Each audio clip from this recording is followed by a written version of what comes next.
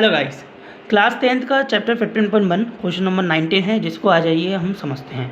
Question दिया है a child has a die whose 6 faces show the letters as given below.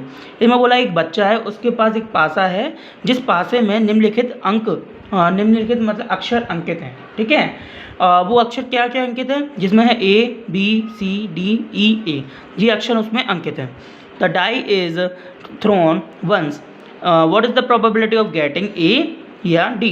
तो यहाँ बोला गया है कि इस पासे को एक बार फेंका जाता है तो उसकी क्या प्रायिकता होगी कि हमें ए प्राप्त हो, और दूसरी कंडीशन है कि डी प्राप्त हो। तो दोनों प्राप्त होना चाहिए। तो इसको चलिए प्रोबेबिलिटी को हम निकालते हैं, सॉल्व करते हैं। सो गाइस सॉल्यूशन है, इसमें फर्स्ट कंडीशन हम ले लेंगे, है ना। फर्स्ट कंडीशन लेने से पहले हम बता देते हैं आपको बच्चों कि यहाँ पर जो पासा है उसमें टोटल अक्षर कितने अंकित हैं, 6।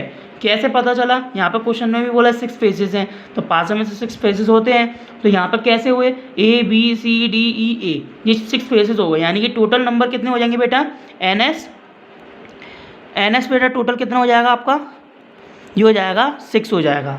ये तो दोनों में कॉमन रहेगा, ठीक है ना, जिसको आप इंग्लिश में क्या कहते हैं बच्चों, total number of possible outcomes, NS को, है ना। चलिए अब नीचे हम अलग से जो पहली कंडीशन का हम जो लिखेंगे आउटकम, जिसे हम कहेंगे the number of event outcomes of A। ठीक है, तो इसे मैं शॉर्ट में लिख देता हूँ NE1। ठीक है, तो NE1 बेटा कितना हो जाएगा, ये हो जाएगा 2 हो जाएगा। किसका हो जाएगा, यहाँ पे मैं लिख देता हूँ साइड में number of event outcomes, number of event outcomes of A।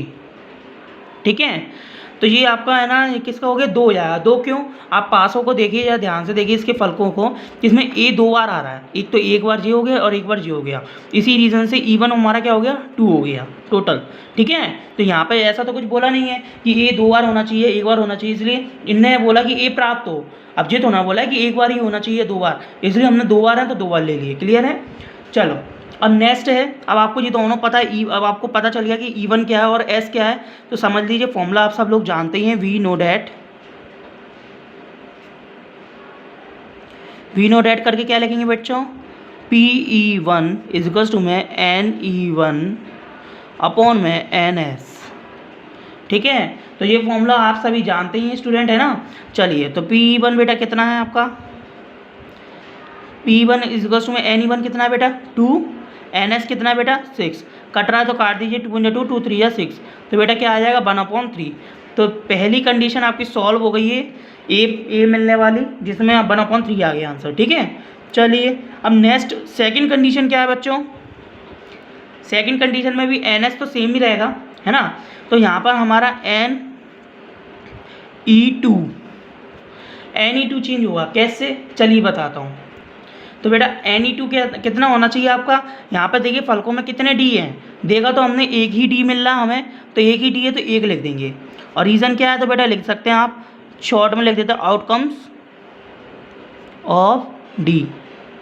ठीक है, तो आप लोग ऐसे भी लिख सकते हैं number of event outcomes of D। ठीक है, चलिए अब यहाँ पे NE2 हमें पता चल गया 1 है और NS हम जानते हैं 6 है। तो चलिए we know that again,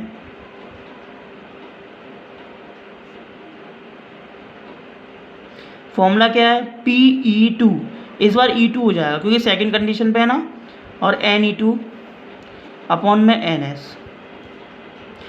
PE2 equals to में, थोड़ा इसको ऊपर कर देते हैं जिससे आप लोग को ईजी दिख सके। NE2 बेटा कितना है 1 और NS बेटा कितना है आपका 6 रहेगा, 0। ठीक है, तो ये टोटल आपका आंसर क्या आ गया 1/6। तो गाइज आप देख रहे होंगे हमने पहली कंडीशन और दूसरी कंडीशन सॉल्व कर दी है, जिसमें पहली कंडीशन का 1/3 था और दूसरी कंडीशन का 1/6 आया है। सो अगर आपको वीडियो पसंद आई तो अभी लाइक करना, अभी लाइक तो बनता है, और कमेंट में जरूर बताइएगा कि वीडियो के संग आपको एक्सपीरियंस कैसा रहा, और शेयर एंड सब्सक्राइब करे में ना कहीं मत जाइएगा। चलिए मिलते हैं नेक्स्ट वीडियो में, तब तक के लिए आप लोगों को गुड लक।